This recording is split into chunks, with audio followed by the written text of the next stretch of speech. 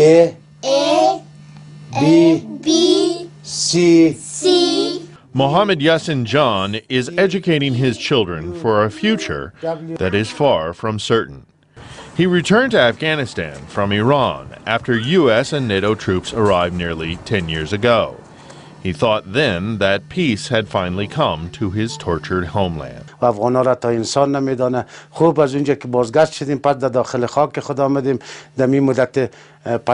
When we were refugees, they didn't even treat us as human. When we came back to living in Kabul, security had gotten better. We can even earn a loaf of bread. We are happy and hope that God Almighty brings more security to Afghanistan, and we will be able to enjoy a better life.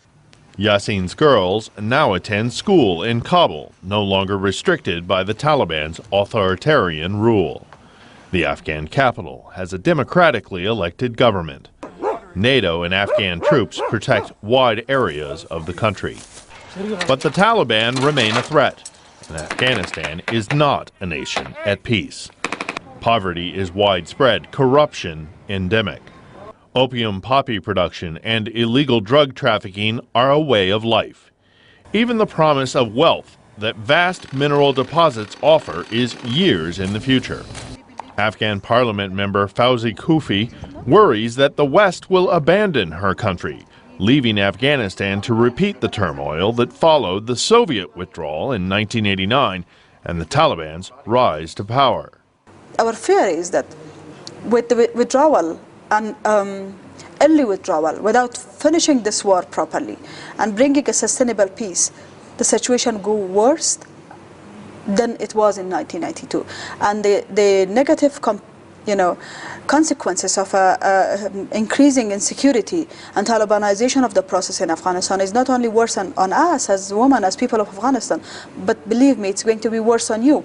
NATO is already winding down its combat role in Afghanistan. The U.S. plans to pull its troops out by 2014. The emphasis now is turning the Afghan National Army into a competent security force and finding some way to reconcile with some elements of the Taliban. Both sides hope to negotiate from a position of power. But all Mohammed Yassin John wants is for his children to grow up and for Afghanistan to be a better place. If peace is restored to Afghanistan, our children can go to school, graduate, and serve their nation. But if the Americans get out of Afghanistan and the security gets worse again, we will have to leave Afghanistan. We will sell everything we have, and we will migrate again.